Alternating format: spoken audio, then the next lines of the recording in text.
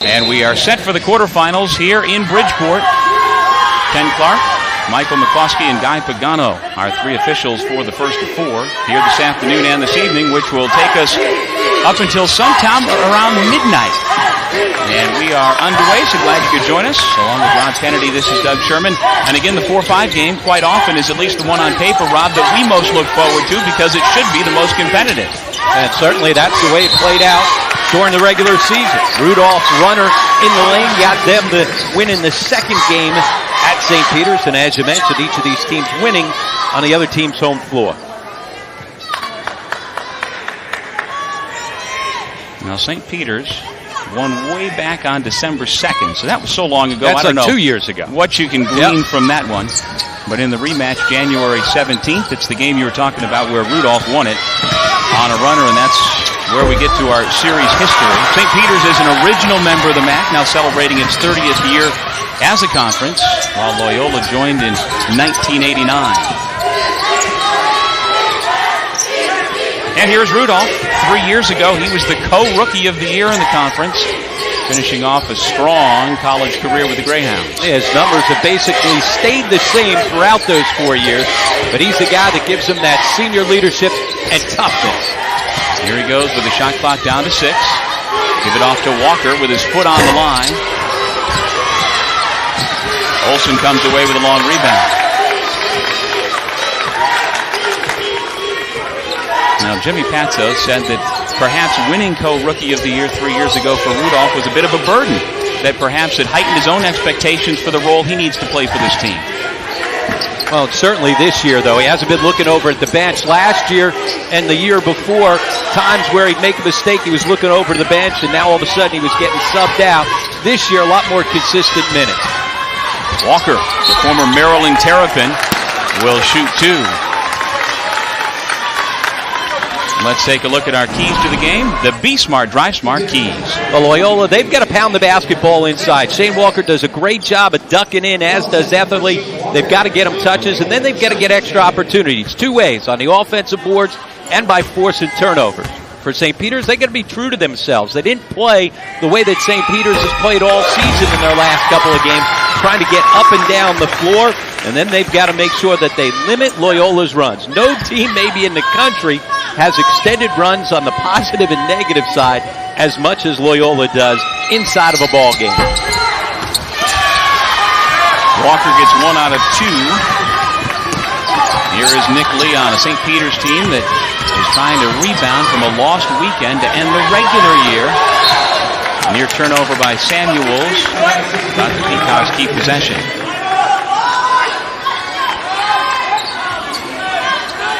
St. Peter's lost its finale on Sunday at Ryder, a game you and I did, Rob, 75-72. And even though that meant back-to-back losses heading into the postseason, count the basket and 1 for Darius Conley.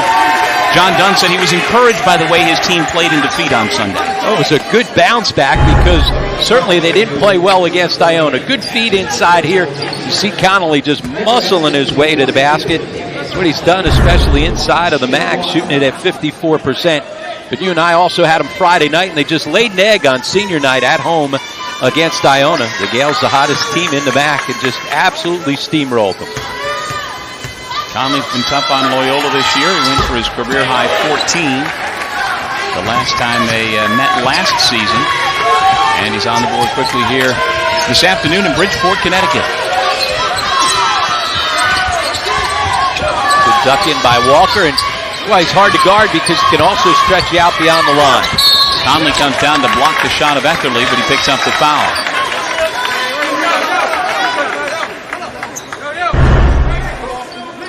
A nice post feed by the big guy. Walker pounded it inside. And Etherly, who's been playing terrific basketball, coming down the stretch. 10 straight games in double figures when he's been averaging 14 a game during that run. The answer here is Eric Etherly, a 6'7" sophomore from Alexandria, Virginia, who is a transfer from Northeastern University. Yeah, and it's interesting. I mean, coming into the season, you didn't know what you were going to get from Etherly. Here's a guy who averaged just 1 point per game in his first season at Northeastern, sitting out last year.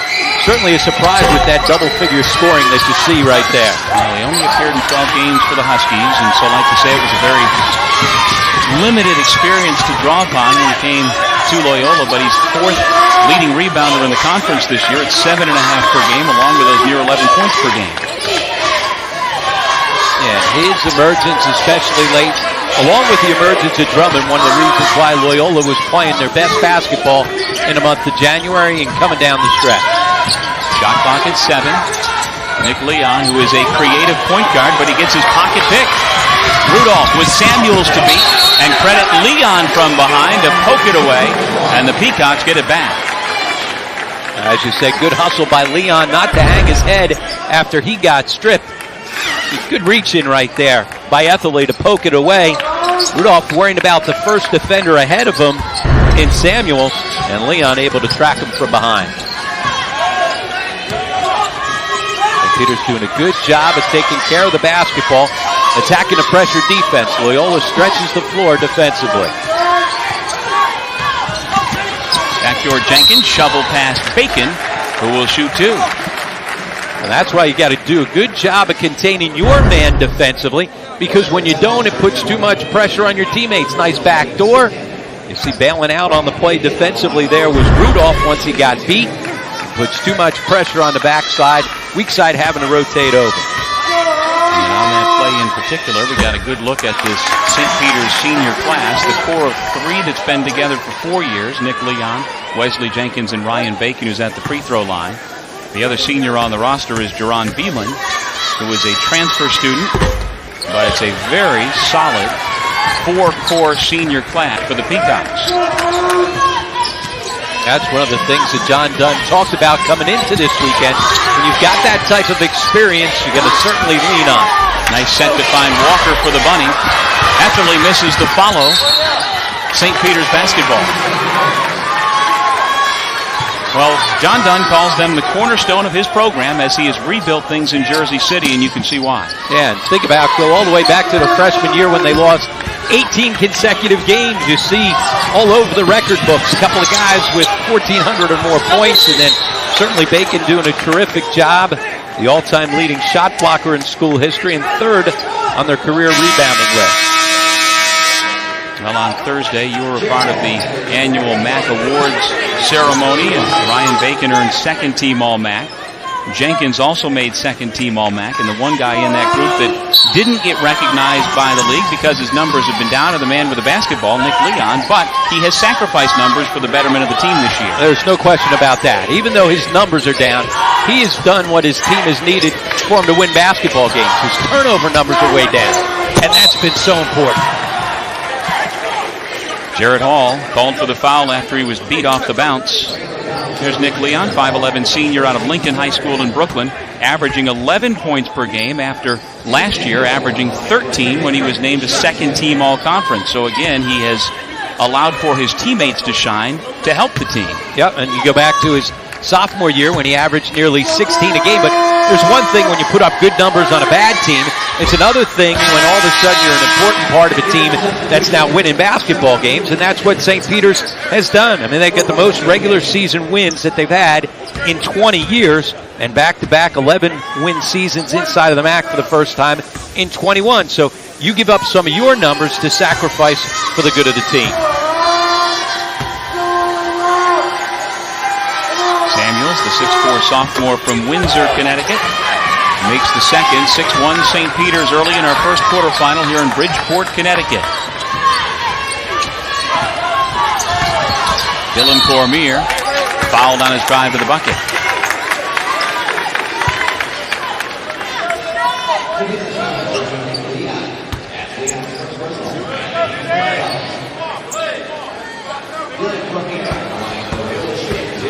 So Cormier, who has come into the point guard role with Rudolph on the bench early. Cormier is a 6'2 freshman from Baltimore, 67% foul shooter. You saw a scoring average at over 8 a game. Guy who had a real quick start to the season, was an all-rookie selection early on, all the way back in December. Cooled off, but then has been playing his best basketball coming down the stretch last couple of weeks. Wesley Jenkins drives on Olsen. Off the window. That was a tough shot there with Olsen hanging all over him defensively. First 2 points for the senior from Newark. Top scorer on the season for the Peacocks at just a shade under 13 per game.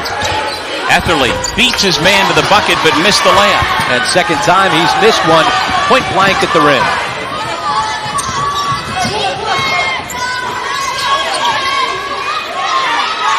Nick Leon directing traffic from the wing. Gets the screen from Conley. And the foul by Walker.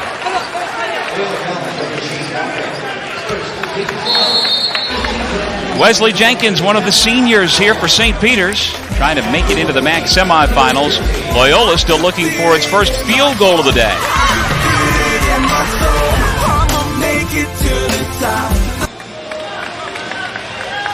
The MAAC Television Network's coverage of the Spark Energy MAAC Basketball Championships is available this year in beautiful high definition. All coverage from here in Bridgeport available in HD.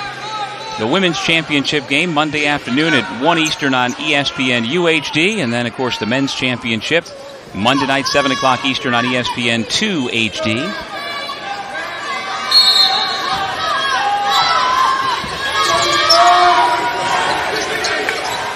This is the first of our 4 men's quarterfinals.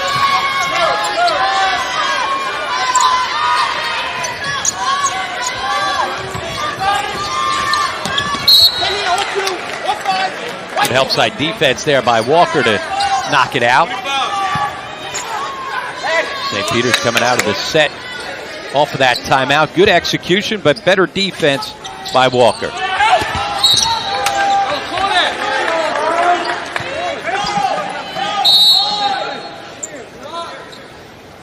Timeout called by Jimmy Patsos and the Greyhounds. Every once in a while in the first half, Jimmy will just take one of those timeouts just because he wants to get on guys a bit. Slow start early on for Loyola. Well, if you can't make it to Webster Bank Arena at Harbor Yard to see the Spark Energy MAAC Men's Championship game in person, be sure to watch it live Monday night, 7 Eastern on ESPN 2. That's Monday night, 7 Eastern, ESPN 2. And over the next couple of days, we'll find out the 2 teams that will be playing for the coveted spot in the upcoming NCAA tournament. Will St. Peter's or will Loyola beat the odds and make it through the semifinal round and get to that championship on Monday night?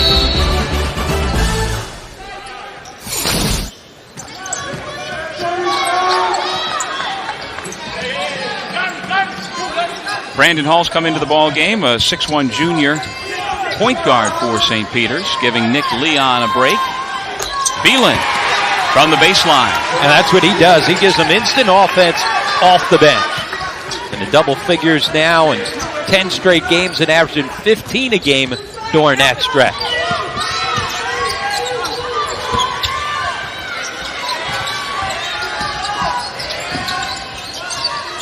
Back in the ball game at the point, Brian Rudolph, senior from here in New England, from New Bedford, Massachusetts. Drives around Conley, kicks to the corner, Walker back out to Hall. A little strong, and the long rebound comes to Brandon Hall.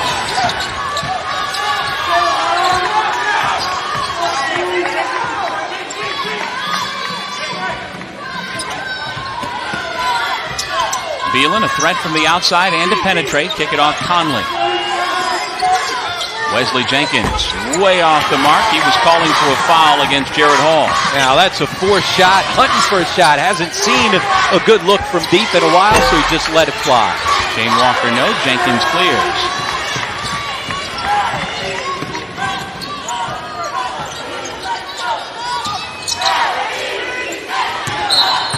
And there's the foul this time called on Jared Hall, trying to keep Samuels, and that's number 2 on Hall. And Samuels is ball faking out at the three-point line. Stay down. He's not a good enough shooter. It's one thing if Wesley Jenkins is showing the basketball and getting you off your feet. A defensive mistake there by Hall. And so Hall, the 2011 MAAC 6th Man of the Year, as announced a couple of days ago, goes to the bench with 2 personal fouls. And they need him in this game. He was a real key to their comeback win in Jersey City earlier this year when he knocked down 5 threes in the second half.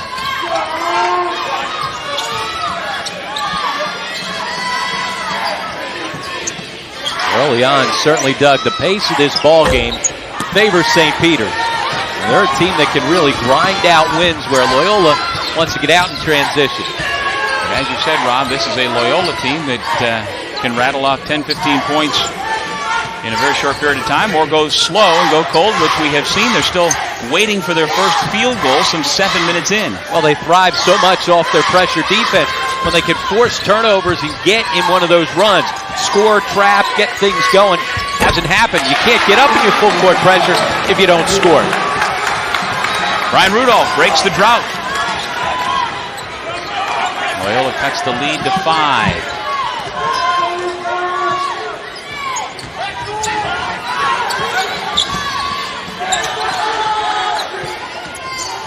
Jenkins driving on Olsen. Beelan from this baseline. Strong rebound by Samuels. No-look pass into the paint to Jenkins, who finds his classmate Bacon. Well, talking to John Dunn yesterday, he said one of the keys for us is ball fakes. Loyola's a team that'll leave their feet and try to challenge to block shots. Great patience right here. Nice bounce pass, and there's a ball fake by Bacon to get the first defender by him. Effortlessly with his length and his ability to block shots, you got to respect it. But anytime you show the basketball, good things happen. There you see the numbers for Ryan Bacon. His numbers down just a bit as well from the past couple of years, but still did well enough to be 3rd in the league in rebounds, 2nd in the league in block shots. And Doug, he's one of those guys, when he makes his first couple of shots, all of a sudden it's kind of floodgates and he gets things going. He's a guy that when he's going well, it continues in that direction. Yeah, Coach Dunn says he always wants to establish him early. The team is better with him producing for sure. Nick Leon back into the ball game. And here is Bacon.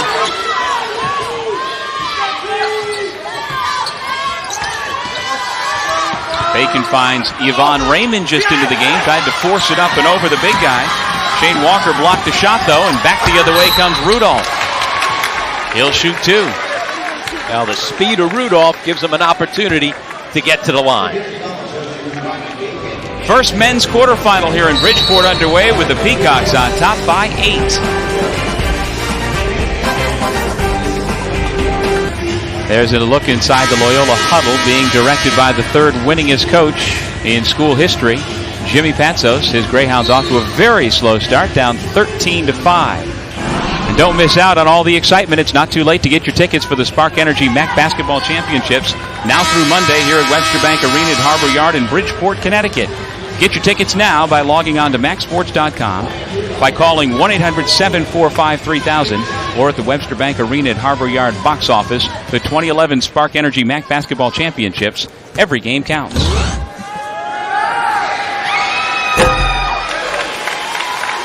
Along with Rod Kennedy, this is Doug Sherman. Brian Rudolph at the free throw line for the Greyhounds. You just heard a few choice words from the coach, Jimmy Patsos, who is the one coach who's most vocal in this league on a lot of topics, but in particular the fact that the league has brought its tournament here to Bridgeport, away from Albany, where it's been the last 3 years, and Albany has hosted it more often than not over the last 2 decades. And there's a lot of conversation about who should have a home court advantage. Is it fair? Is it better to have more tickets sold? Is it better to have bigger crowds or neutral crowds as Beelan banks at home?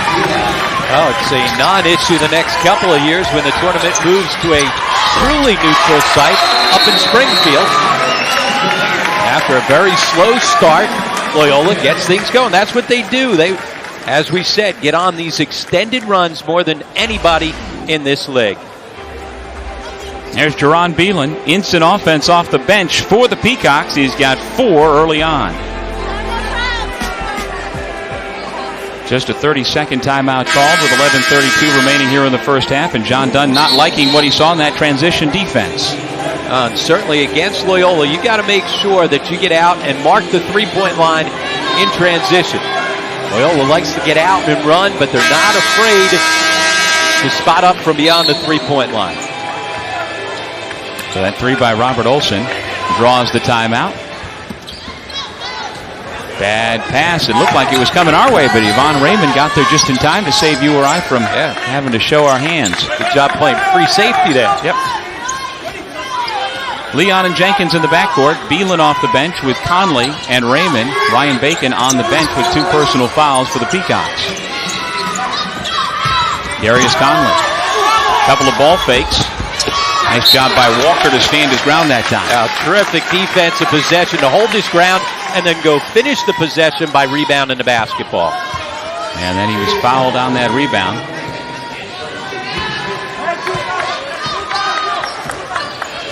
Get our first look at Justin Drummond, who we featured in our Star Watch today. One of the terrific young freshmen in the conference, number 2 in green for the Greyhounds. He's got the ball now.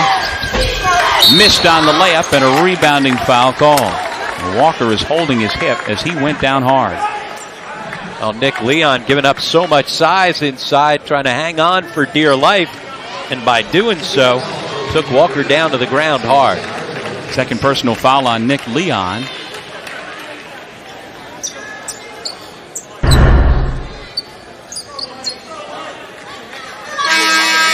Leon slipped and just undercut Walker as he goes down hard.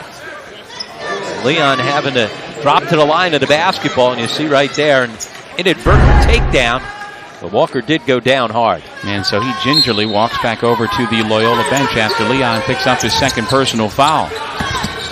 Walker is Loyola's lead scorer on the year, does so many things for this team on both ends of the floor, and they can ill afford to have him on the bench for any extended period.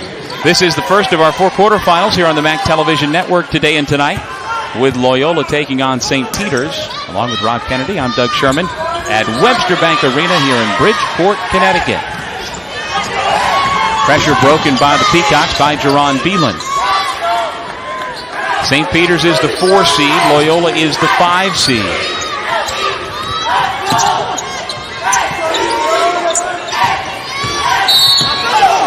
Beelan just puts his head down and drives, and Drummond picks up the personal. And it puts a lot of pressure on the defense, but Drummond doing a good job of just kind of staying with him.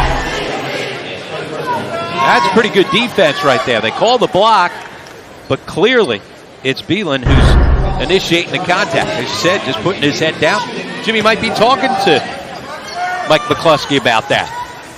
You think? Or it could be anything. With Jimmy, you never know. Asking about the dinner reservations. It could be anything. Wes Jenkins from Leon. Long rebound comes out into the hands of Drummond. Numbers for the boys in green. Drummond blocked from behind. Nice job by Conley to hustle back on the play, and he prevents the Greyhounds from scoring. And Doug, how many layups has Loyola missed here in the early going? Get an opportunity. Here comes Rudolph. Terrific feet. You got to be able to finish that. Drummond running the floor, misses, then Rudolph gets a rebound. I mean, they have missed 4 or 5 point-blank putbacks and layups. And in spite of that, only trailing by 5 midway through this first half.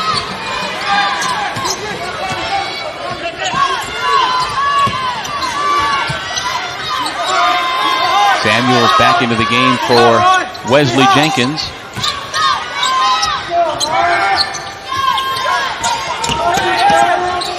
Raymond, strong finish. Yeah, good finish. Went right at Walker and his shot blocking ability.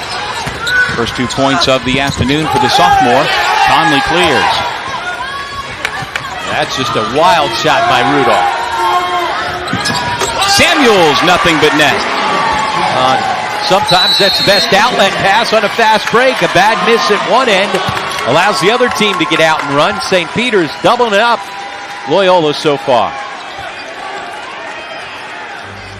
Another timeout used by Jimmy Patsos, still trying to get his guys to get things going. This is the largest lead of the afternoon so far for St. Peter's. Yeah, that was that strong finish at the rim by Raymond at one end, and then you get the wild miss shot at the other end by Rudolph, trying to make a little bit too much happen.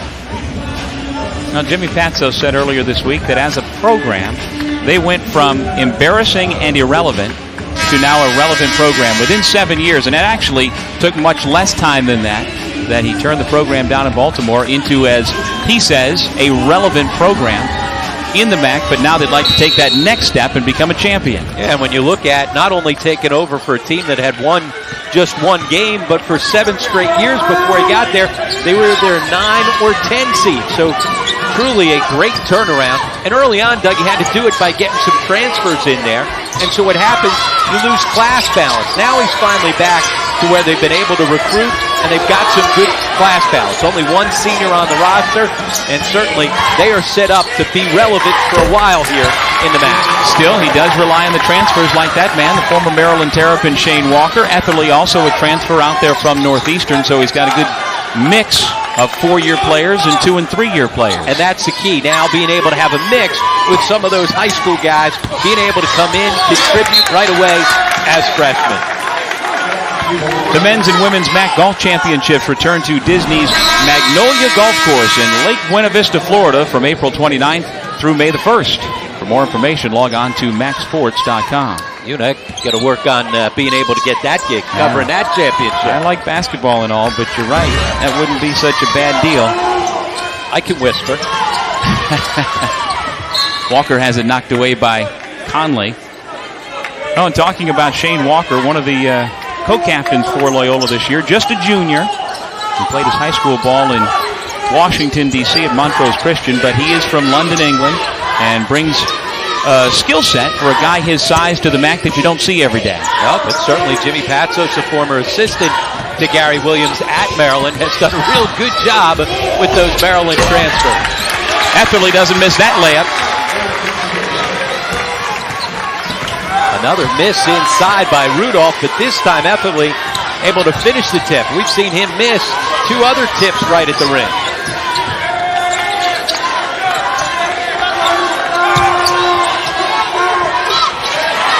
Nice post position by Conley. And Conley's done a good job of using that big body to sit down into the post and carve some space deep in the lane. Walker from the high post.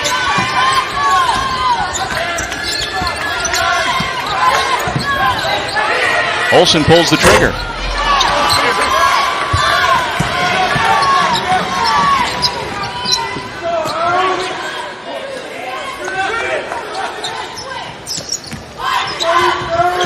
Raymond has a step to the baseline.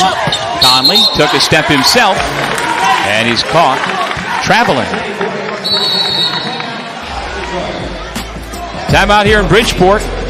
Eric Etherly, the former Northeastern Husky, with the putback.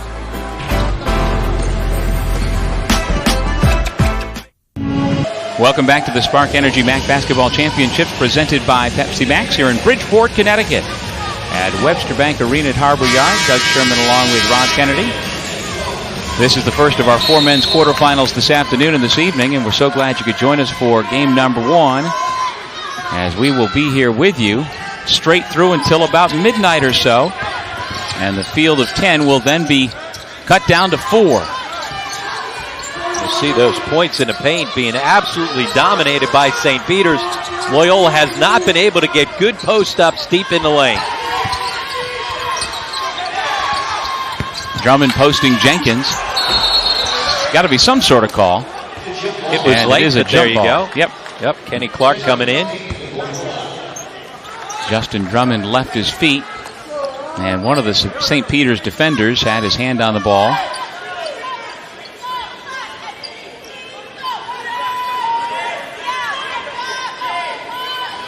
And the officials have gone over to the scorer's table. Well, they reset the shot clock, despite the fact that the ball did not get up on the rim.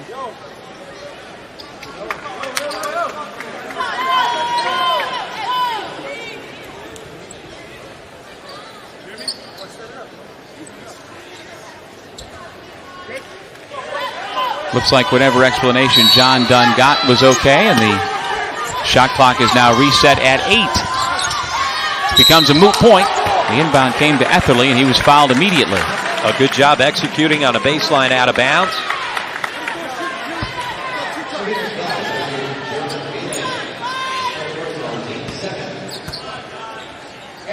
Seventh team foul against St. Peter's. And Loyola now 4 of 8 so far this afternoon from the free throw line. They have not taken advantage of their opportunities. Missing layups, missing from the free throw line.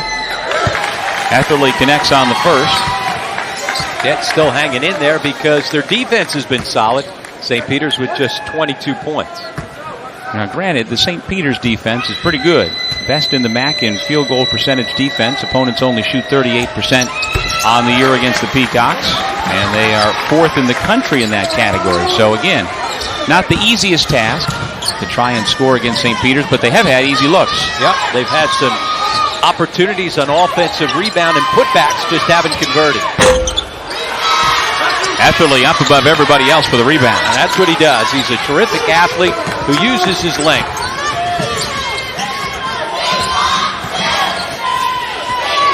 Here's where they got to settle in, and they'll try to pound the basketball inside to Walker. Jared Hall splits the double team right to the bucket, but there's Beelan with the block. Great defensive rotation. Samuels tried to dribble through traffic and had it taken away. He winds up on top of Shane Walker, but it's Samuels who picks up the foul. Terrific defensive rotation. The weak side help coming over by Beelan to knock it away. And as you said, Doug, one of the better defensive teams, not only in the MAAC, but in the country.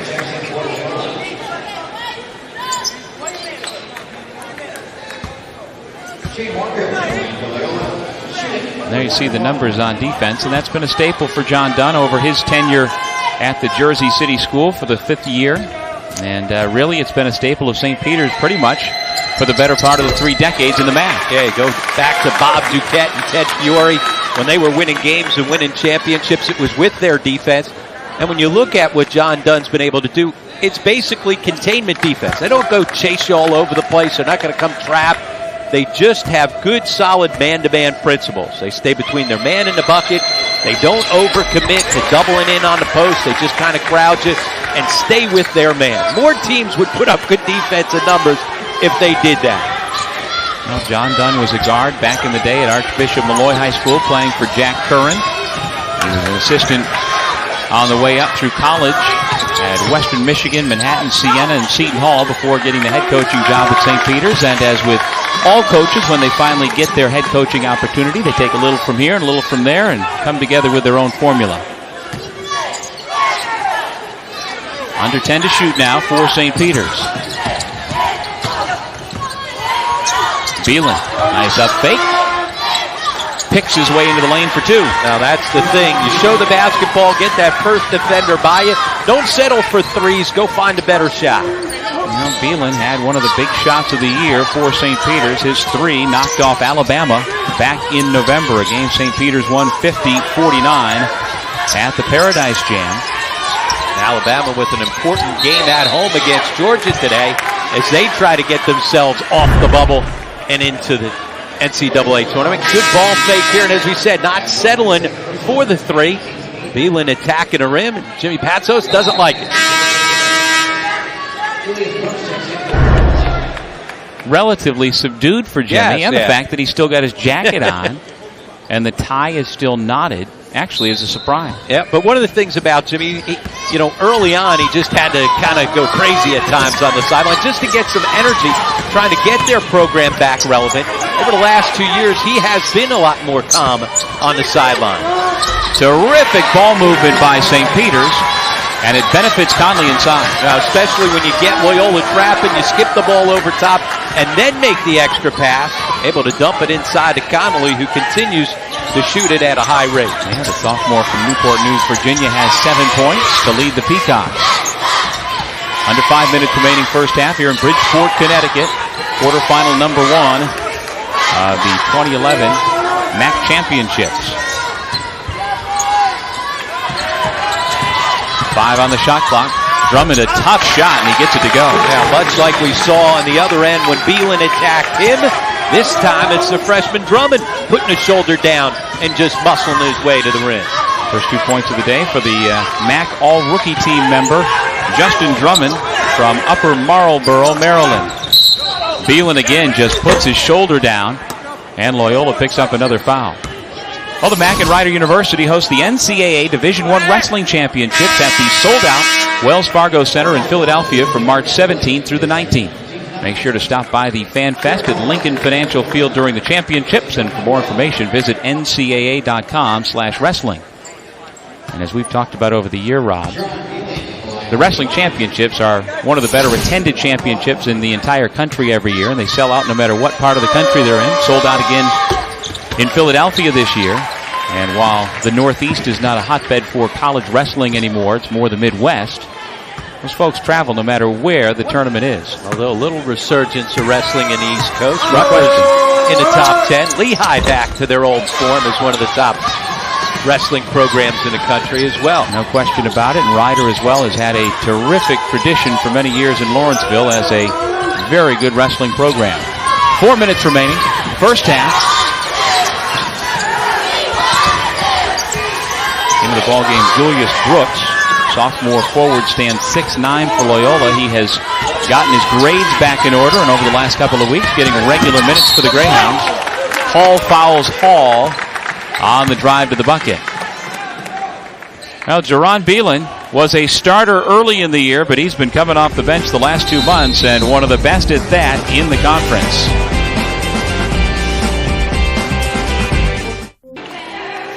Good-looking crowd here in Bridgeport, Connecticut. What is this big orange thing in front of me? Oh, he wants it. He's open. Gonna eat it. He's dribbling it. Dribbling on it. Mr. Beelan knows what to do with that basketball here in the first half, doing a little everything, Rob. Doing a terrific job of finding shots, not settling for threes, putting the ball on the floor, doing it defensively with that great help side and a nice feed inside early as well. We talk about their big three. Really, it's become the big four this year with the emergence of Beelan, and certainly he's been coming off the bench for most of this season, especially inside the MAAC, basically every MAAC game but one. He would have been the sixth man of the year, except he started too many games early in the season. And the man who won that award just missed a free throw, Jared Hall, junior from Mount Vernon, New York. There you see Jared Hall, 6'2", 180, averaging just over 9 points per game. So if you go by points, Beelan had him beat by a couple of points per game, but obviously there's more to it than that. But Beelan did not qualify. He had just started too many games, so he wasn't even under consideration.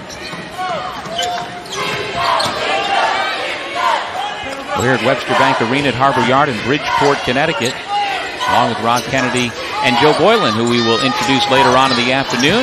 This is Doug Sherman. Joe, the longtime athletic director at Loyola, who is enjoying retirement these days. We're happy to have him with us here this weekend. Jenkins with a shot clock at 2 in trouble, just throws up a wild shot. And the horn sounds. It's a turnover back to Loyola. Change of defense pays dividends coming out of the timeout. Able to force the turnover. And there you see Joe Boylan taking it easy until we get him on board. Joe will be with us halftime in between ball games, talking to some of his old friends. He has been a longtime coach and administrator in college basketball and college athletics for decades. Cormier, no. Etherly lost it. And it'll stay down at this end. Loyola continues to get the ball inside, get shots in the paint. They just can't convert. Terrific drive and quick first step by Etherly. And then Cormier just couldn't finish again. The Loyola guards have not finished inside. Hall and Cormier, two of those guards go out. Rudolph and Olsen check back in. Shot chart's going to have a lot of those open circles all inside the paint. That's where they want to go. They've gotten shots inside, just haven't been able to convert. They've been ice cold. Well, Loyola has hit only 5 field goals so far. No basket there as Olsen took it strong to the cup, and he was fouled back near the free throw line. Steven Samuels is called for the foul. One thing with John Dunn's team, they don't have a lot of depth, so if these fouls continue to mount, a little bit of a problem for St. Peter's. MAAC fans, the MAAC is on Facebook. Make sure to catch up on the latest MAAC news by logging on to facebook.com/MAACsports. Now Walker goes out, and Brooks comes back in for the Greyhounds in green, up from Baltimore, Maryland, with hopes of winning the MAAC championship for just the second time since they joined the league more than 2 decades ago. The only time Loyola has touched down the nets at the MAAC championship was all the way back in 1994 when the late Skip Prosser was the head coach of the Greyhounds. Nice Nice hands by Drummond to deflect the pass out of bounds. St. Peter's will keep it. When they won that championship, it was as the number 5 seed, and they beat these same St. Peter's Peacocks in the quarterfinals in an overtime game. So if you're looking for a little omen and karma, maybe you get it. And that's the only time Loyola has made it to the MAAC championship game itself. When they got there, they won it, but it's been now 17 years since the Greyhounds went dancing.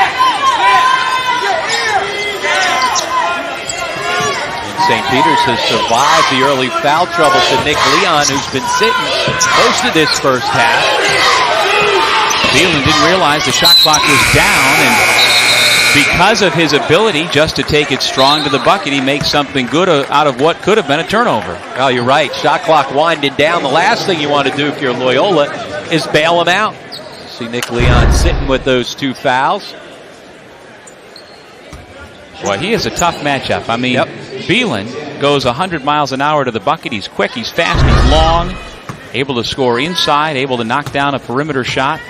And he is just forced effortlessly to pick up his 3rd personal foul. And what he does better than anything is when he gets isolated one-on-one and he's got some driving lanes, boy, he puts some pressure on. Because if he's got a big guy on him, he's going to be able to go around him. And a smaller guy, he's so long, he can just impose his will. And then you throw the fact that he's lefty, which always throws defenders off.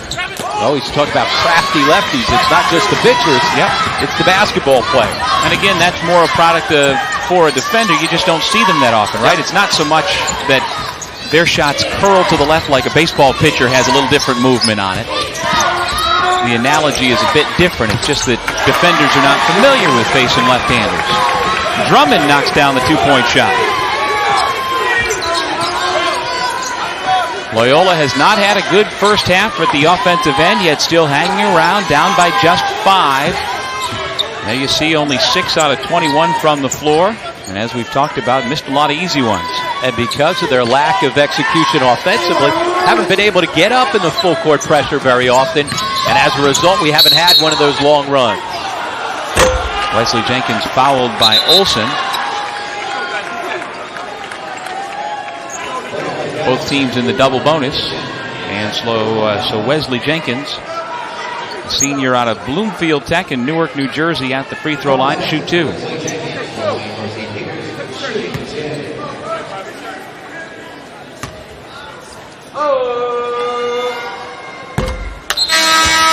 Coming up on the MAAC halftime report, we'll have our championship news and notes. We'll also have an interview with Jimmy Patsos, the head coach of the Greyhounds. We sat him down a couple of weeks ago. And as always, he has interesting comments. He's always been very open about his praise for Siena's Ryan Rossiter, named Thursday as the player of the year in the conference. And we'll hear from Coach Patsos what type of basketball future he thinks is ahead for Ryan Rossiter.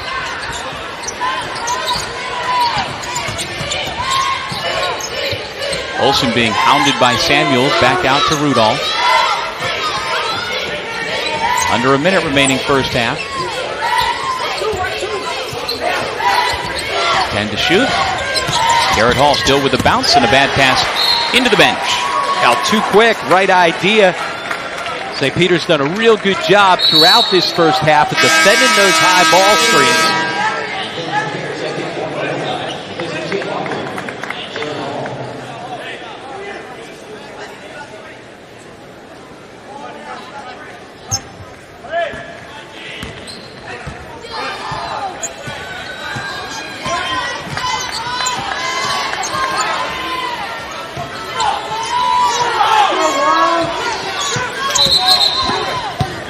Whistle and a foul off the ball. And it goes against Brooks. If you are between the ages of 6 and 16, make sure to register for the MAAC Bounce to the Arena. It'll take place Sunday at noon in downtown Bridgeport. Participants will receive a basketball that they will bounce along a planned route starting at People's United Bank and finishing here at Webster Bank Arena at Harbor Yard.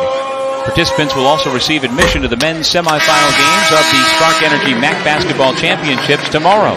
For more information, log on to MAACsports.com. Walker back in, replacing Brooks.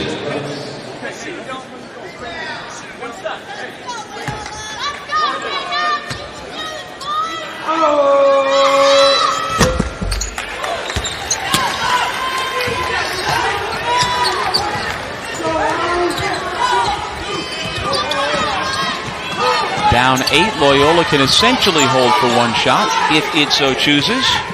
And it appears that's going to be the case. And Jimmy Patso signals to his point guard to pull the ball back out. Good decision. As much as they've struggled offensively here in the first half, you don't want to throw up another miss and give St. Peter's an opportunity to stretch it out. 1 second differential. Shot clock, game clock. Rudolph watched by Beelan. 2 to shoot. Got to get it up, and they can't do it.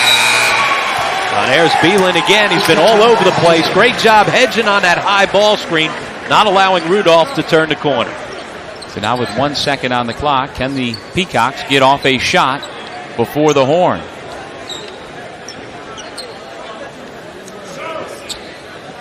That was the 7th turnover by the Greyhounds. One more turnover than they've got field goals for the entire ball game so far.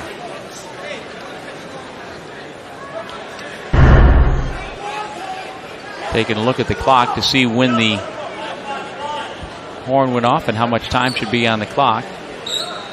Somewhere in that 1 point something range. Again, without a 1/10 of a second clock for the shot clock, it's hard to know sometimes for sure. They've gone to 1.8, and that'll certainly make it a little bit easier for the Peacocks. That's a heck of a left-handed throw to Conley, who unfortunately had to just carry the ball out of bounds. So the throw was a little too strong from Beelan. So let's try to throw at the other end.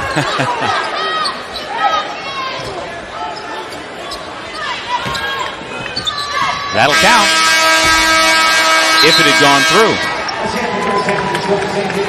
Big first half for Jerron Beelan off the Peacocks bench. The points only tell part of the story. His defense has been terrific, blocking shots, forcing turnovers, and because of that, the Peacocks enjoy an 8-point lead. Our score at halftime, St. Peter's 31, Loyola 23. We will be back with the MAAC halftime report here in Bridgeport, Connecticut, right after this. On Blu-ray and DVD. St. Peter's with the lead as we are just about set for the start of the second half. St. Peter's, the 4 seed in white. Loyola, the 5 seed in green. And Nick Leon and Ryan Bacon starting the second half for St. Peter's, despite the foul trouble that kept them on the bench for the better part of that first half. Right? And Loyola's got to find a way to get some energy. They were so flat in that first half. Besides not converting shots, they didn't play with a lot of energy.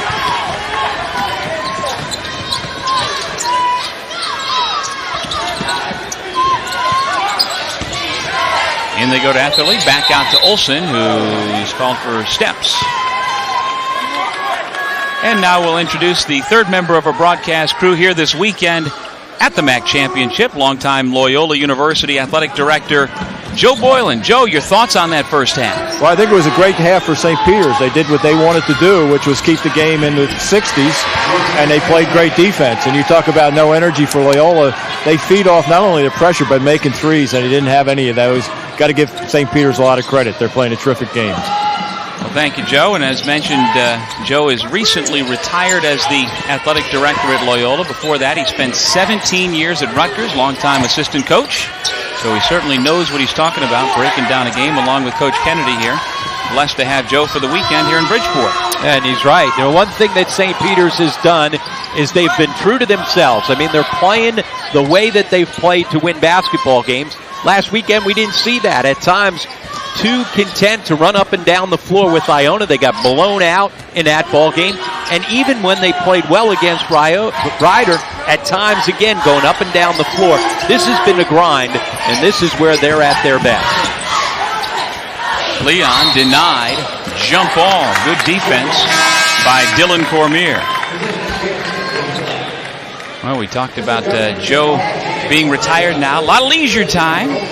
Telling me that he recently went out and visited the grandkids out in Boise and spending lots of time as retired folks tend to do, enjoying their family and enjoying basketball in a different way here this weekend along with the MAAC Television Network. Shane Walker, no. Justin Drummond had himself in a tough spot, and he loses the ball back over to the Peacocks.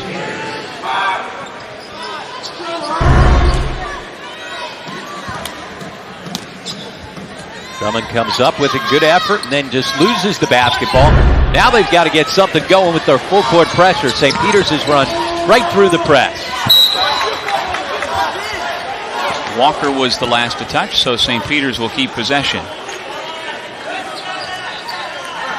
Here's head coach John Dunn.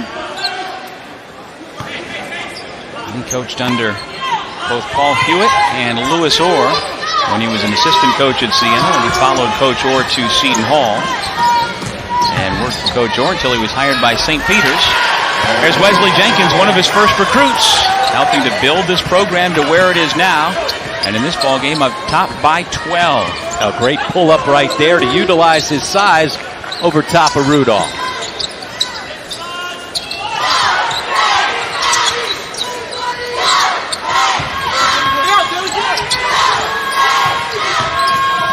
St. Peter's just collapsing inside, making it difficult to throw the basketball into the paint.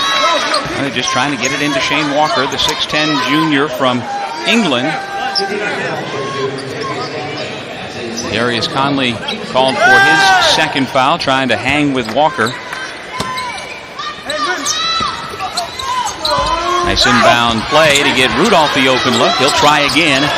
Bacon, the most prolific shot blocker in St. Peter's history, sent it back the other way, and he finishes the play with a slam. And that's what they've done. They've finished plays. Loyola hasn't been able to do that at the other end. A couple of misses inside by Rudolph allows them to get out in transition.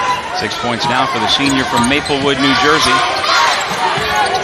Former high school teammate at St. Benedict's, among others, Chris Smith, now at Louisville. Timeout Loyola. The lead is 11. Now Ryan Bacon doing a little bit of everything. Look at the hustle to outrun everybody and then the finish.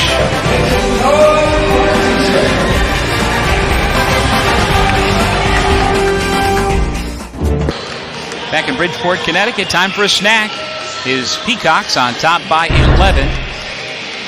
And we saw right before the break, Ryan Bacon with the block shot, and then the hustle. He outruns everybody and comes up with our Pepsi Max slam of the game. Said great effort, turning defense into offense, outrunning everybody. Look how quick he is. Not only beating the bigs up the floor, he's outracing all the guards. Terrific bounce pass and a nice feed there from Wesley Jenkins, but Bacon able to finish. Now you see the seniors winding down a four-year run together. They certainly should know where the other one's going to be on the floor. And Rob, we've talked over the years about the importance for St. Peter's to have Ryan Bacon begin a ball game with energy. I assume that also holds true for the beginning of a half. Yep, and he's a guy that John Dunn describes it, a feel-good guy. When he's feeling good, all of a sudden they go to him a little bit more often. He's got some confidence and he's able to finish plays. When he misses a couple of those chippies inside, then all of a sudden he kind of goes in a shell, stops looking for shots. And that is the reason why he's so up and down. When you look at his numbers, some monster games, including a 25-point, 15-rebound game against Siena, and then the next game out against Manhattan, he puts up 4 points. And so he's a guy that's going to fight through some of those games when he gets off to those bad starts. This is St. Peter's team that began the season 0-3. And they opened the year November 13th against Robert Morris and scored a total of 30 points in losing 55-30. It is amazing. And the fact that, you know, when you start a season like that at 0-3 and have such a dreadful game to start the year, it's good to see that they have rebounded so well to win 11 games in conference play and be the number 4 seed here this weekend in Bridgeport. And survive early season injuries to Bacon and as well as Wesley Jenkins. They thought Jenkins was going to be out for the season. Ended up hurting that knee 2 different times, but he's been able to fight his way to stay on the floor.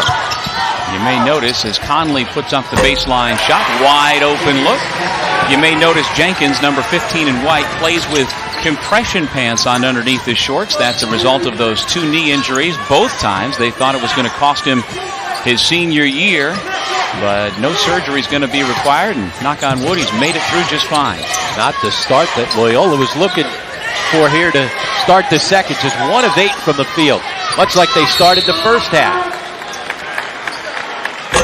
Samuels called for the hand check, his 3rd personal foul. Media timeout here in Bridgeport, Connecticut.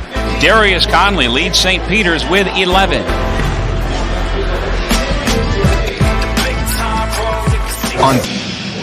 Remember the good old days when you didn't care about ice cream on your shirt? He just looked up and said, oh my goodness, everybody's seeing this? He's wiping it on his sleeve, looks like me. One of the reasons why St. Peter's is always so good defensively, Doug, is they are physical. And Darius Connolly throwing that big body around, and watch how Shane Walker, after he bodies him up, just bails out on it. He doesn't want any part of that. Again, the defensive physicality of St. Peter's, one of the reasons why Loyola really starting to struggle. There you go, a little help from mom or grandma, somebody coming in to clean things up. Loyola needs somebody to start coming in and cleaning things up. 26 points, Doug, and on the season when they've scored less than 60, they're 0-8. And Jimmy Patsos, not happy with something, takes and basically, Doug, wastes another timeout. Well, they just come out of a timeout. The inbound pass goes all the way to the backcourt, and before his player can make it to the front court, he's used another timeout. Here we take a look at the New York Life Spark Energy MAAC Championships brackets on the men's side. And you see we've got 3 more ball games coming up tonight, all leading to the championship Monday night on ESPN2. Now, Marist with a slight upset in the first game last night with the win over Niagara, and then Siena surviving in overtime against the game effort for Manhattan. Barry Royston's team showing you some terrific heart, forcing that game into overtime, but the 3-time defending champs are still standing. Now, Ryan Rossiter and Clarence Jackson and Steve Priestley, the other senior in the senior class at Siena, they still have not lost a game in the MAAC championships in their entire career. Yep, and 10-0 now, tying a record set by LaSalle back in the late 80s, early 90s. They'll try and set the record if they can come away with the win tonight. As a matter of fact, the last time Siena lost a game in the MAAC tournament, as Etherly throws it down, was right here in this building 4 years ago in the championship to Niagara. And let's see if they can use that dunk as a little springboard to get some energy. We're here in Bridgeport, Connecticut. Our first men's quarterfinal between Loyola and St. Peter's has been all Peacocks so far. This is Joe Boylan and Rob Kennedy. This is Doug Sherman. And Bacon is fouled inside. Tripping foul goes against Shane Walker, his third. There's a nice post feed. One of the few times that Loyola has been able to pound the basketball inside. The quickness of Etherly to go up and throw it down. Etherly averages nearly 11 points and 7.5 rebounds per game. He's got a half a dozen points so far for Loyola. But he was as guilty as any of the Greyhounds in that first half of missing easy shots inside. Made sure he didn't miss that one by throwing it down. I missed a couple of tips. At least, though, he's one of their few guys that's been playing with energy. You got to have some energy to go get those tips. Here's Conley posting up. Puts up an odd-looking shot that was an air ball. Tracked down by Bacon. Shot clock at 5. Jenkins back to Bacon. Strong to the bucket. Oh, Shane Walker just playing matador defense. Doesn't rebound the basketball and then lets his man drive right by him uncontested along the baseline.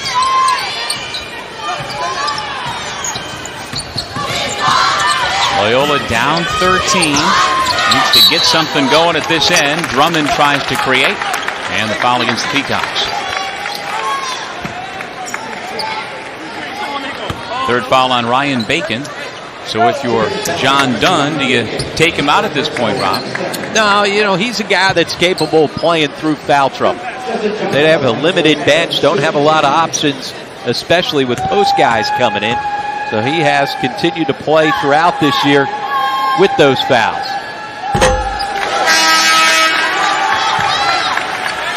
Make sure to follow the latest MAAC happenings on the MAAC Twitter page at twitter.com/MAACsports.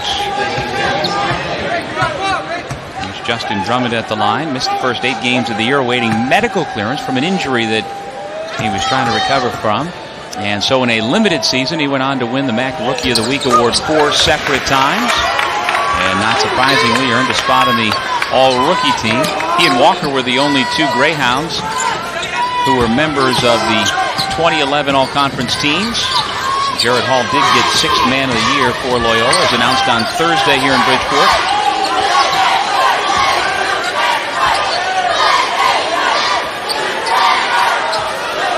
Loyola back into the zone after coming out and pressuring the basketball in the full court. Now they match straight up man. Nick Leon still scoreless here this afternoon.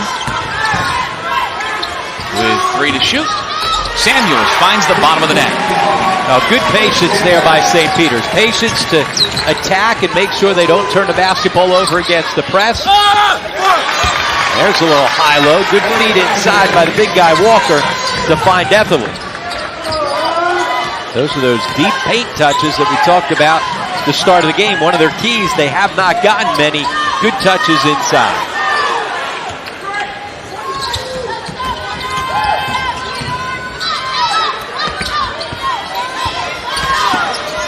Bacon steps through past Walker for 2. That's a terrific set. Good patience. That's where they wanted to put the basketball. Force feeds Bacon. Good patience to step through and finish.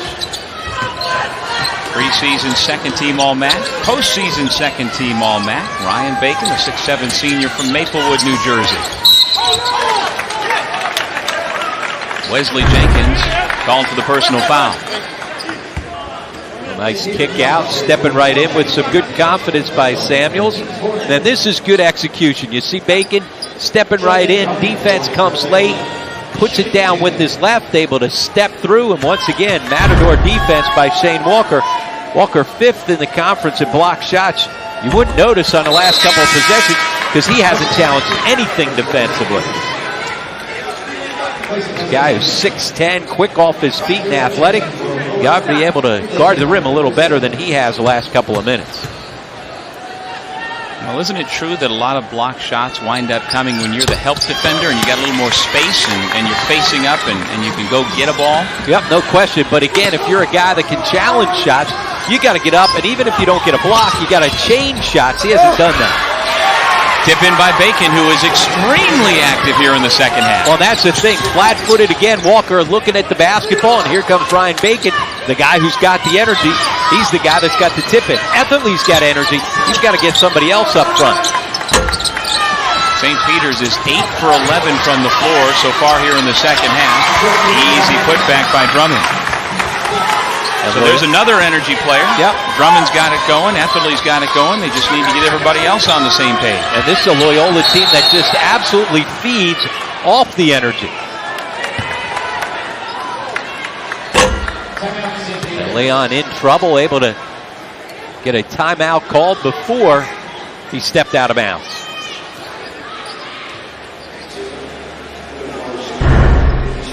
Well, Ryan Bacon, we saw highlight earlier where he outran everybody up the floor. Look here, quick off his feet.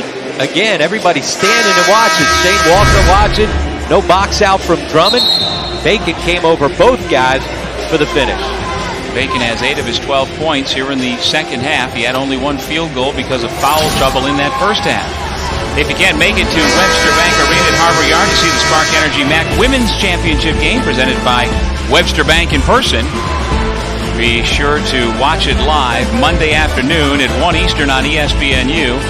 The 18th ranked Marist Red Foxes will take on Loyola. That's Monday afternoon, 1 o'clock here on, well, it'll be on ESPNU here from Bridgeport, Connecticut. And they're the young women from Loyola who are charged with trying to take down the champions from Poughkeepsie. And Loyola with a couple of real close wins in the first 2 rounds. Brian George's Marist team just has run right through the competition so far this year in the MAAC, undefeated.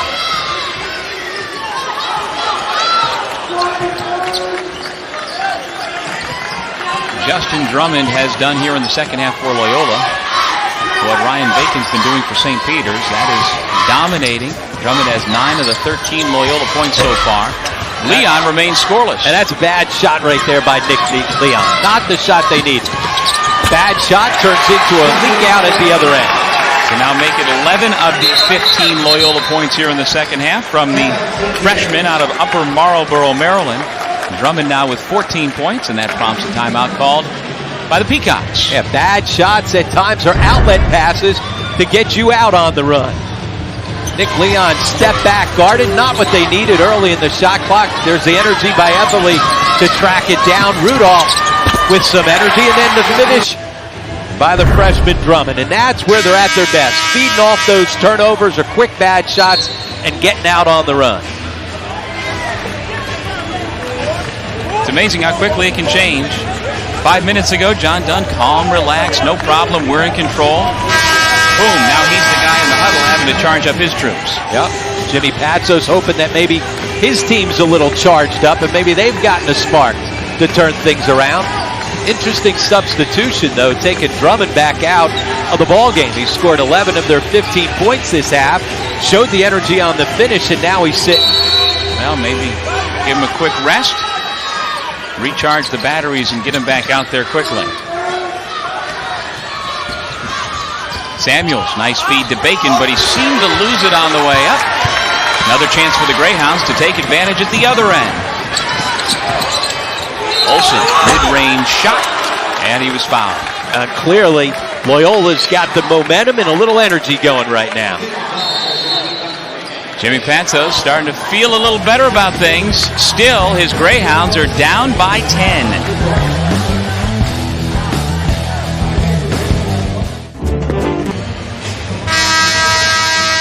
Here's a look at today's results and the TV schedule for the Spark Energy MAAC Basketball Championship. Still to come, 3 more men's quarterfinals today. And it's all leading up to the women's and the men's championships. That'll be played Monday afternoon for the women at 1 o'clock on ESPNU. And then the men's championship, 7 o'clock Monday night on ESPN2.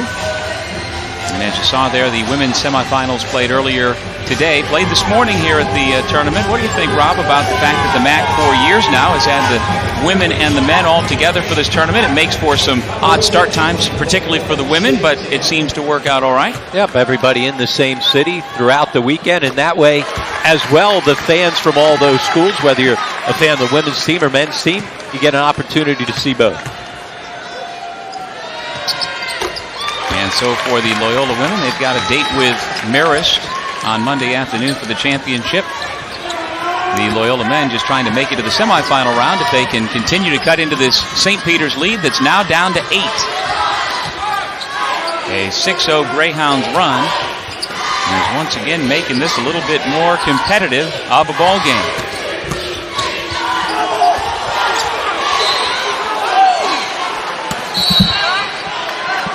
Technical foul called against Jimmy Patsos. Well, he was not happy with the bailout foul call and made his feelings known maybe a little bit too much. He still looks rather calm, though. Yep. Perplexed maybe at that call. Well, he played for the late Jack Bruin back in the 80s at Catholic University. We talk about the influences that each of these coaches utilize as they make their way up the coaching chain to a head coaching job, and Jack Bruin is one of the guys that he certainly speaks fondly of in remembrance of what Jack did for him back in the day. Yep, Jack was not only a terrific coach, but a great guy, and had a gregarious personality, much like Jimmy did. Yep. Jack had great success up at Colgate with the Donald Foyle. Yeah, I wonder if Jimmy Patsos was to Catholic University basketball what a Donald Foyle was to Colgate. No. Well, here's what got Jimmy upset. He thought there was a travel inside. May have picked up his pivot foot. You see Olsen just reaching over there. You've got him pinned in deep. Don't allow the officials to make that bailout call. That was the trail official. Not much contact. Not a very good call. So you can see why he may have been upset. But don't reach over and give him an opportunity to make a bad call like that. Yeah, and then the technical doesn't come at a good time because his Greyhounds had the momentum. We're on a 6-0 run. It cut the lead down to 8. And what that does is stop that momentum potentially, and it allows Nick Leon to shoot those 2 free throws and make them. He had yet to score so far this afternoon. You never know what's going to get him going. Yep, and Leon, a terrific foul shooter at 83%, so nothing worked out in that exchange for the Greyhounds. Yvonne Raymond at the free throw line now. Eli Bacon, his teammate from Maplewood, New Jersey.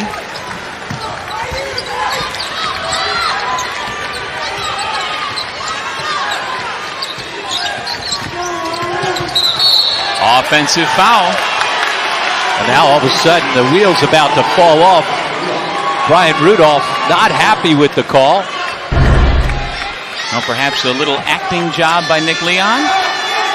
Now there's the off arm, and again, don't give the official the opportunity to make the call, much like Olsen did at the other end by reaching over, by extending his arm. Not a whole lot of contact by Rudolph, but when he sees that arm off, it's an easy call.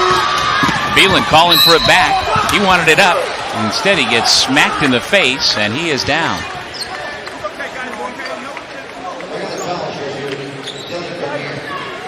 Cormier picks up his second personal foul.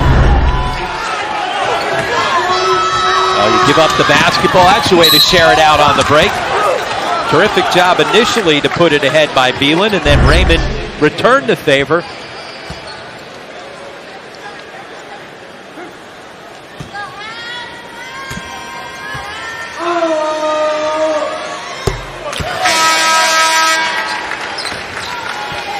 So now St. Peter's, after Loyola got themselves back into the ball game, cut the lead down to single digits, had some momentum after that foul and the technical. St. Peter's able to march to the line as Beelan goes into double figures. March to the line and knock down 6 unanswered points from the foul line. Yep. And now the Peacocks seem to have their bearings about them once again. 3 different St. Peter's players into double figures and back up by 14. Now this is an opportunity where Loyola's got to be careful.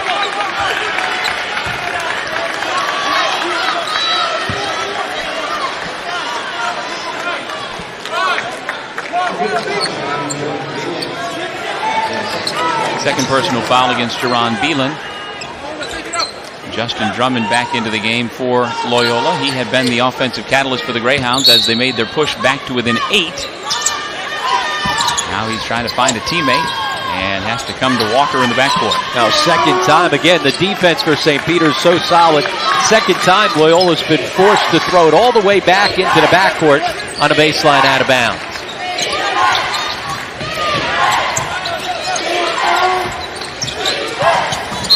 Cormier with a strong drive, but a whistle and a foul off the ball.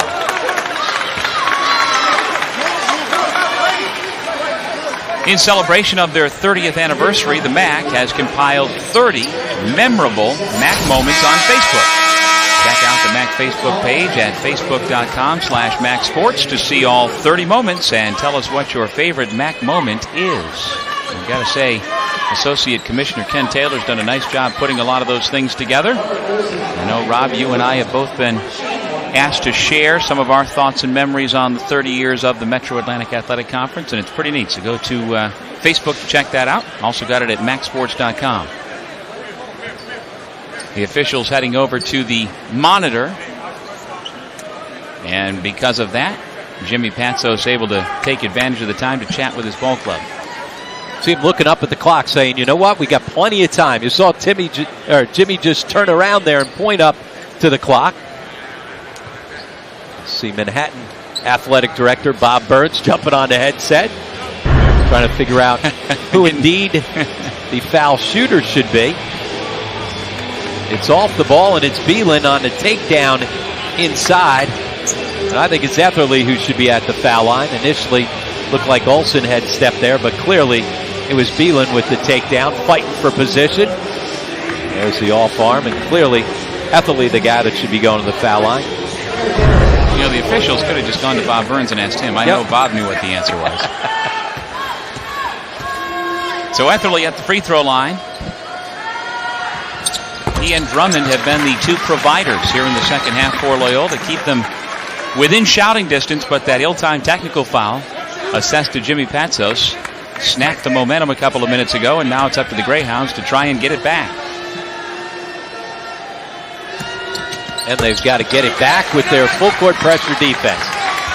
That's what they've thrived off all season, forcing turnovers with the press. Brandon Hall just back into the ball game, traveled. And there they go. That's what they're built on. You know, be true to yourself. If that's what you do as a team, then you got to stay with it. Loyola on the made foul shot. A lot easier to get up in a full court pressure, Doug, on a made foul shot as opposed to a made field goal. Drummond catch and shoot. Here come the Greyhounds once again. Well, better execution that time. Didn't have to throw it into the backcourt. Instead, find an open three. Drummond now with 18 points to lead all scorers.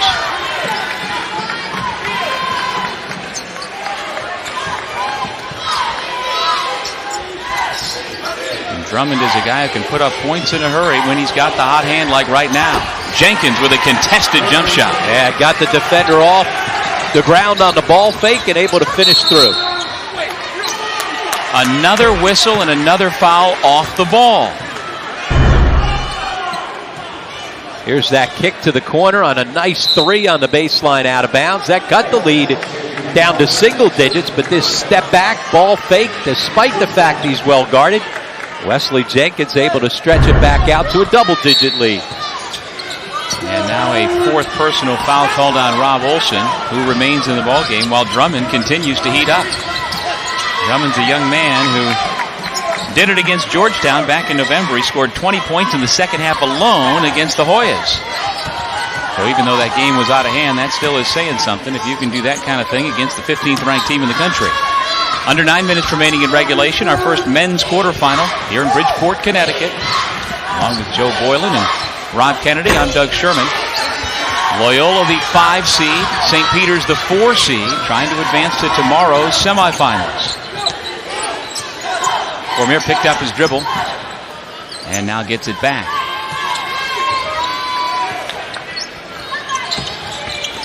Into Walker, who has been quiet at the offensive end here this afternoon. Conley the foul. Oh, you're right. He's been quiet because he hasn't been aggressive enough. We've seen him be too passive. That time, demanding the basketball as he sat down into the post. Get himself an opportunity to go to the line where he's a good foul shooter at 81%. It's always nice when one of your post guys can not only get himself to the line, but then convert. Fourth best in the MAAC at that 81%. And the Greyhounds 9 for 9 from the line here in the second half. The MAAC now has an app for your iPhone, iPad, or iPod. The app delivers instant updates, including MAAC news, scores, and standings, straight to your iPhone, iPad, or iPod. Log on to the iTunes Store, search MAAC Sports, and download your free MAAC app today. And John Dunn forced to juggle minutes throughout the ball game because of the foul trouble. He's going to have to do that the rest of the way. Loyola now a perfect 10 for 10 from the foul line here in the second half, down by 9. Giving you a different look of the full court pressure. 2-2-1. We've seen some diamond press. Loyola staying in the ball game because they've been able to get themselves to the line. Both teams convert. Not often you see two teams go perfect 16 for 16 and a half of basketball. Certainly not in this day and age. Under 8 minutes remaining in regulation. Under 10 to shoot. Wesley Jenkins runs into traffic. Somehow keeps possession of the ball. But now Hall's going to have to fire away. From the MAAC logo, he couldn't hit the rim. And so that's a turnover. Yeah, good defensive possession by Loyola. You know St. Peter's is going to try to run through their offense, take some time off. Took a little bit too much time off that possession. Time is becoming an issue for the Greyhounds. Back with 7:47 remaining right after this. The 2011 Spark Energy MAAC Basketball Championships are brought to you by Pepsi Max. 0 calories, maximum Pepsi taste. FYE, strictly for your entertainment. New York Life Insurance Company. Learn more at newyorklife.com. And by the 2011 Spark Energy MAAC Basketball Championships. Buy your tickets today on Ticketmaster.com, MAACsports.com, or by calling 1-800-745-3000.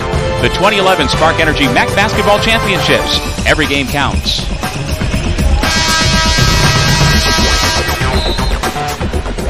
And that includes this game. John Dunn St. Peter's Peacocks in the first men's quarterfinal, leading 56-47 here in Bridgeport, Connecticut.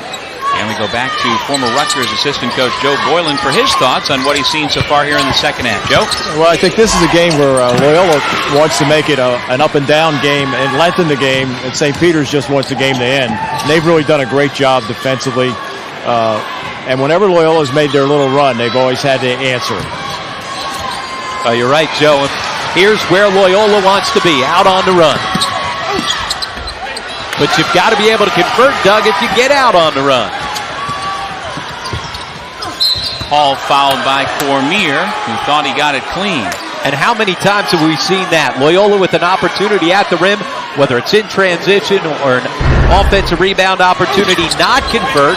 And by not converting, it allows St. Peter's to get out, and they're able to convert at the other end in transition. Yeah, and it was Drummond who tried to attack Bacon, but he didn't go up particularly strong. And when you're going against such a prolific shot blocker like Bacon, you don't stand a chance if you don't go up strong. Hall gets the friendly bounce off the top of the backboard, back down through the cylinder. And on a 2-or-1 or 3-on-1, you've got to be able to convert. They had numbers. You just got to give up the basketball a little bit earlier, then maybe you get it back.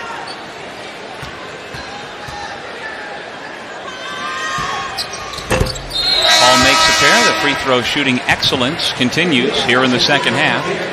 And so now Nick Leon comes back in to replace Hall. And solid minutes from Hall, especially in taking care of the basketball. Had just that one turnover against the full court pressure.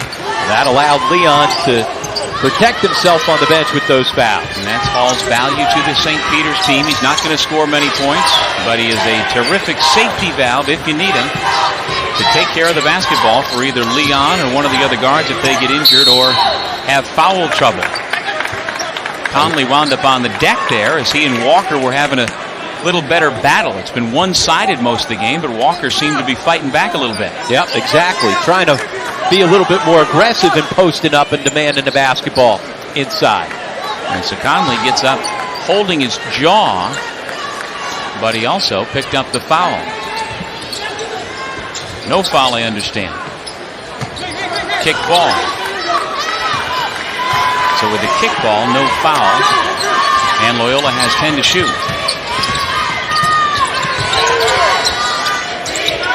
Etherly spots his teammate inside, Cormier, and he'll shoot two.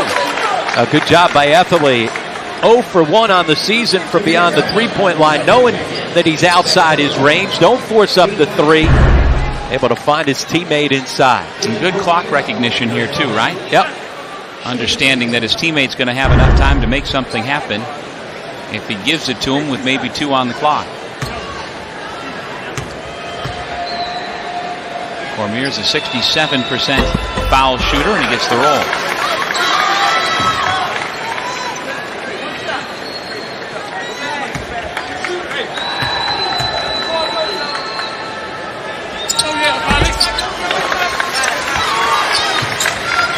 And off the made free throw, again the full court pressure by Loyola. They are back within 9. The trap immediately, and the steal, but a travel called as Cormier stood up. Yeah, it looked like Loyola was going to get something out of the full court pressure. Up in the press, Etherly with his length get right into the trap. Looks like they come up with the basketball, but instead it's a travel as Cormier was on the floor with the ball, stood up. That's a travel. Conley does a nice job to get the ball away before the trap could get there. And Samuel somehow keeps possession and goes right to the bucket, but he couldn't finish. Along with Joe Boylan and Rob Kennedy, I'm Doug Sherman here in Bridgeport at Webster Bank Arena at Harbor Yard. Quarterfinal number 1 on the men's side here at the Metro Atlantic Athletic Conference Championships. And again, Etherly misfiring from close. This time, though, he's able to get the putback. Well, stayed with it long enough after the terrific feed from Rudolph. Wesley Jenkins against that tough full court pressure by Loyola. Leon off the mark. And that's tempting, but not the shot that they need right there. One thing to go get a layup at the back end, attacking the pressure. Completely different to throw up a three. And now for the second straight time, Walker battling back with Conley. This time Conley does get called for the foul. Well, here's Etherly. Even though he misses one point blank, stays with it long enough.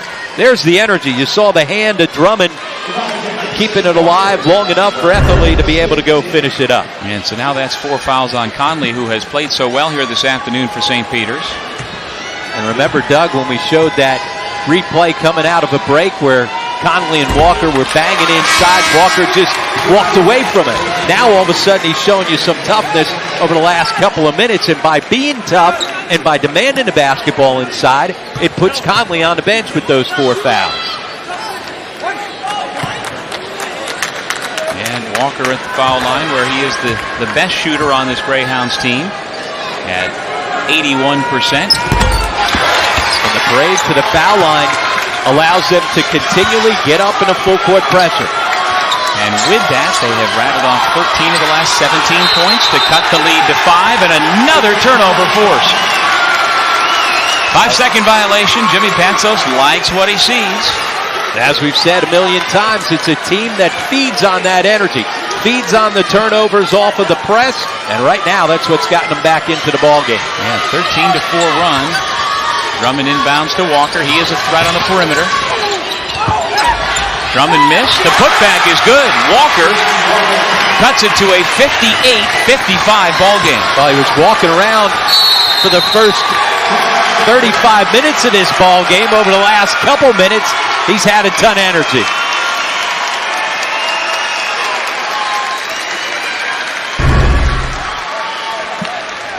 Now Walker attacking, putting the ball to the floor. Nice bounce pass. And then look at the energy and the enthusiasm to get after it.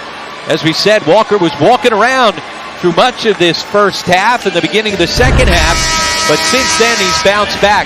Doug, did you see him grabbing his back? I wonder, when he went down hard in that first half, if all of a sudden that has affected his energy and bounce. I think it's certainly possible because he did leave the ball game immediately, holding his hip or his lumbar region. And there is number 5 in green getting fired up, looking like it feels better now. Yeah, exactly. And when he's brought the energy, demanding the basketball inside, it's put pressure on John Dunn's team defensively. And one of the reasons why they've gotten themselves in foul trouble is because in this second half, Loyola has taken care of a couple of their keys. Those deep paint touches, and they've been able to get on an extended run because of the extra opportunities by forcing turnovers and getting a couple extra opportunities on the offensive board. A 15-4 run by the Greyhounds. Peacock's trying to answer. And Jenkins stepped on the sideline right in front of his coach, John Dunn, who looks to the heavens and says, "What is going on?" Well, what's going on is a lot more energy from Loyola and St. Peter's, who took care of the basketball throughout the first 25 minutes of the ball game. Here over the last 10 minutes, starting to kick it around. 13 turnovers for the Peacocks now. Under 5 minutes now left in regulation. The winner moves on to the MAAC semifinal round.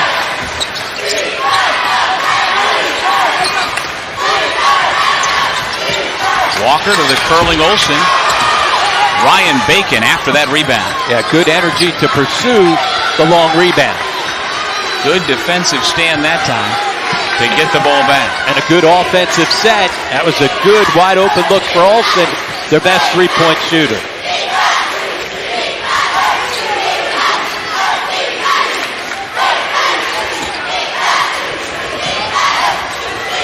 Bacon on Walker. Fakes one way, goes the other. Etherly the rebound. Again, the Greyhounds with a chance to tie. And that was solid defense that time by Walker. That time he's up and challenging the shot, making it more difficult for Bacon to finish over top. For the time. Not the shot they needed. Rudolph's not a good enough three-point shooter to pull that. And Beelan's going to the rim. Foul on Walker. Yeah, when he was out at about the MAAC logo, you knew that. He made up his mind early. Yep. And if you're Jerron Beelan, why not? He saw a glimmer of daylight to the bucket, and he'll be shooting free throws when we come back. St. Peter's trying to stave off Loyola. The Greyhounds right back in it with a spot in the MAAC semifinals on the line.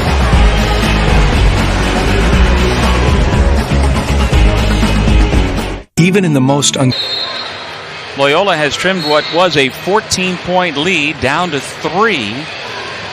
And head coach Jimmy Patsos, who won a national championship as an assistant at Maryland in 2002 before being hired away at Loyola University 7 years ago by our partner here, Mr. Boylan. Joe, what's it like to be his boss? Well, we don't have enough time to talk about that, really. But one of the things I'd like to say is that I think Jimmy's done a good job as the game's gone on, he's gotten calmer and calmer, and he's given that enthusiasm to his kids. And the technical, I think, was a good one. And, Joe, I think you'd agree that he has matured as a coach. Early on his first year, just trying to create some enthusiasm with the program. He would go a little wild on the sidelines at times, but he has certainly settled down and I think matured as a coach. Well, he did a great job for us. There's no question about it. And this is a great game. Back to a 5-point lead after the 2 made free throws. And we're going to have a traveling violation against Drummond. Well, Drummond trying to be the aggressor, but on the catch, shuffled his feet before he was able to attack. Here's where St. Peter's got to settle down and take care of the basketball against the pressure. Now St. Peter's does have 4 seniors on the floor, along with the sophomore Samuel, so they should be well-versed in trying to take care of the basketball in a pressure situation late in this MAAC quarterfinal. And here's where you got to think they're going to try and put the basketball into Jenkins' hands. This is the sophomore, Samuels, and he gets the roll. Well, nice finish as he turned the corner.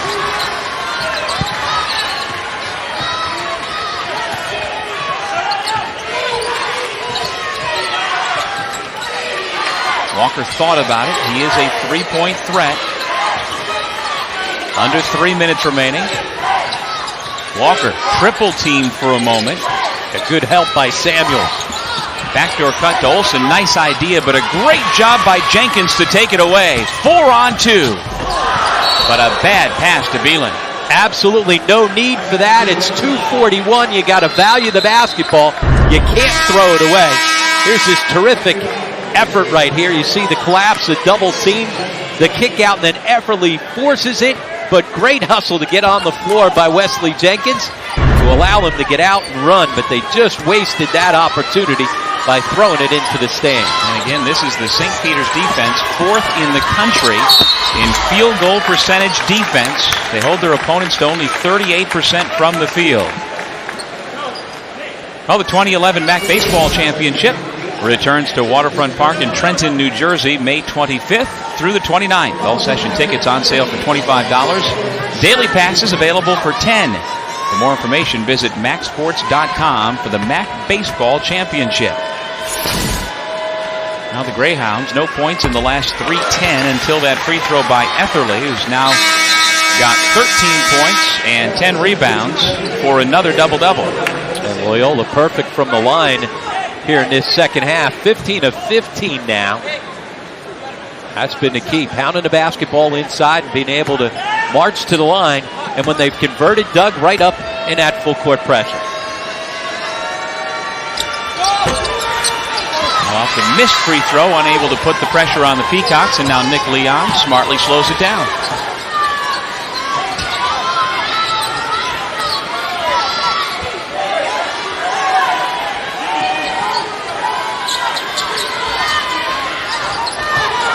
Going for the steal, Etherly allows Beelan to go to the bucket. Well, you take a gamble, sometimes it doesn't work out. Rudolph, off the glass, no. The tip goes through for Walker. Timeout, Greyhounds. Well, they needed that right there to stop the bleeding. Another missed shot right at the rim, but there to clean it up. But remember, Loyola now with no timeouts. That's where we were saying earlier in the ball game. Jimmy wasted 1 or 2 just to kind of make a point. Sometimes you got to save those so that you got your timeouts coming down late in a close ball game. Look at Shane Walker there, still holding that right hand. I think it's bothered him. We were getting on him a little bit for playing a little soft. Well, maybe that's because he went down so hard and hurt his hip. He looks like he's been favoring that here a little bit. And he had stretches where he didn't have the energy that we usually see from Walker.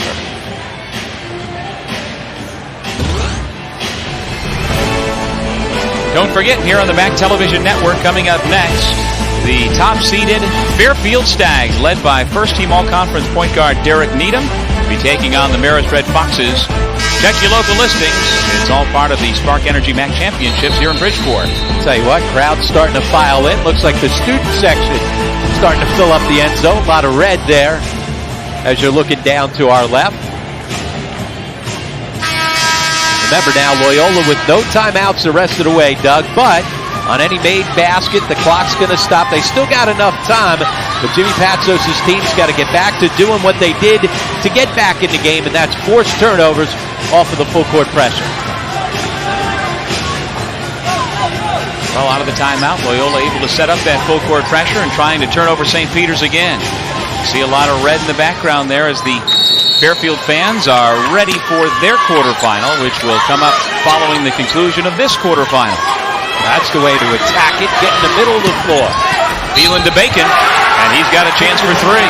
Well, anytime that you can get it out of that initial trap and get it into the middle of the floor, now you've got numbers. Now all of a sudden it says you practice throughout your entire year. 3-on-1, 2-on-1, go attack, and Bacon able to finish.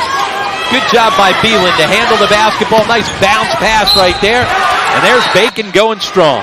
And that's a 6'6 forward going to a 6'7 forward. And that's where Phelan is just so versatile and so dangerous. You can use him on both ends of the floor in a variety of different ways. Yeah, great point there, Doug. And his ability to get out in the open floor. You know, he's a guy that loves to get out in the open floor and put you in a tough spot by attacking. And there is Walker, who has just fouled out. St. Peter's a perfect 11 for 11 from the foul line here in the second half. Rudolph turns it over again. Well, now they turn it right back. Sloppy play. Loyola has to go right at it, and an offensive foul because of it. And that's where Rudolph, the senior's got to be smart enough to keep himself on the floor. Don't put yourself in a position to get the whistle against you. See, sloppy play. They come up with it. Rudolph settles for a second and then just over-penetrates. That's a good call. Terrific defense by Samuels to give up his body on the over-penetration by Rudolph. Once again, the pressure handled by this veteran St. Peter's team. And smart play by Jenkins. He had a guy open ahead of him, and Samuels calling for the basketball. Better off just making sure that you save the possession.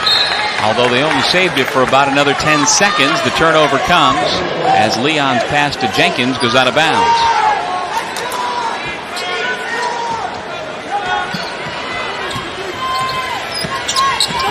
Olsen lost it. Phelan, as usual, outrunning the floor with his hand up, looking for the ball. There he is. They lost track of Phelan, and the southpaw lays it in. Wow, that just might do it right there for St. Peter's as they get it back up to a double-digit lead. Under a minute remaining in regulation. Etherly for three. Barely nicked the iron. Cormier cleans it up. Remember, no timeout, so Loyola's got to get right up in it.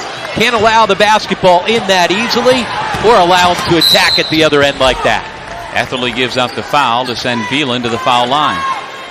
Well, Doug, you talked about the fact that St. Peter's been perfect from the line here in this second half. Uncharacteristic of the Peacocks. Dead last in the MAAC in foul shooting percentage at just 63%, but they've taken full advantage here in the second half.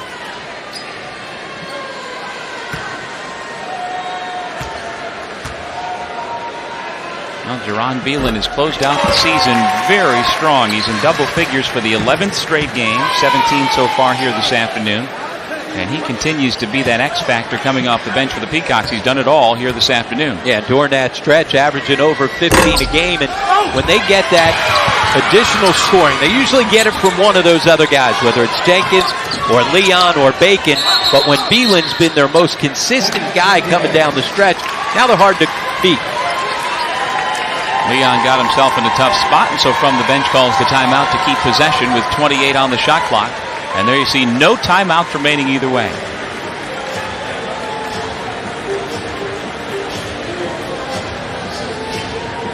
Well, the closest Loyola got was 58-55 with 5.5 minutes remaining. But since that time, St. Peter's has gone on a 12-5 run to reassert control. One of the guys that got them on the run in that stretch was the guy that got it started right from the get-go in the first half. Jerron Phelan come to bench and doing what he does, giving them some instant offense and giving them energy, Doug. It wasn't just his scoring, his defense coming up with some block shots, finding his teammates, sharing the basketball, whether it was in the half court or whether it was out on the break. Terrific all-around game by one of those 4 seniors. And one thing about tournament play, Doug, sometimes it's really difficult to send seniors home. They know that you lose the basketball game, it's maybe the end of your career, and so now you're playing with a little bit more sense of urgency, and St. Peter's seniors certainly have been able to do that today. On the other side, just 1 senior on the roster for Jimmy Patsos and Loyola, and Brian Rudolph. So certainly a lot of guys coming back and a bright future ahead for Loyola, but hard to send those seniors home sometimes. Yeah, Rudolph, the man on the left there, getting consoled by his teammate Shane Walker. Both have fouled out, and Rudolph is that only senior who looks like he'll have his college career come to an end here this afternoon in Bridgeport. Yep, the second all-time in assists here at Loyola. And always hard when those seniors now all of a sudden know that 4 years and all the effort and energy that you put in is going to come to an end. Well, he's a young man who was recruited to Loyola with the help of Jimmy Patsos' brother Chris, and he's had a very nice run at Loyola.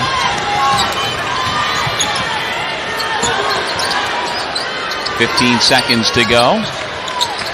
And the Greyhounds just scrambling. Now the Peacocks can finish it out. Beelan thinks better of it, and a nice sign of sportsmanship. He could have gone up and really thrown it down, but instead the senior will dribble it out. An impressive victory for St. Peter's, and it's on to the MAAC semifinals. Yeah, the win way more important than a dunk late in the ball game. There's our Pepsi Max player of the game, Jaron Beelan, 17 points, 4 rebounds, 2 assists, 1 block, and lots of energy, Rob. Energy from the start, and he was one of the keys in the first half when they got themselves the lead. And then he was also the key, Doug, when Loyola got the lead down to 3. Missed an open 3 by Olsen. From that point on, Beelan took over the ball game. The young man who starred in high school here in Connecticut, looked very much at home here in Bridgeport.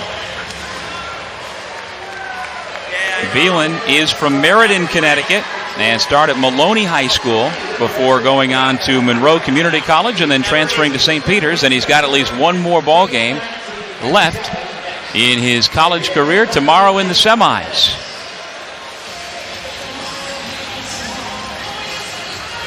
All right, let's send it over to Joe Boylan, standing by with the winning coach, John Dunn. Joe? Congratulations, Coach. Thank you Great very job. much. Great job. What do you think was the difference today? I thought the first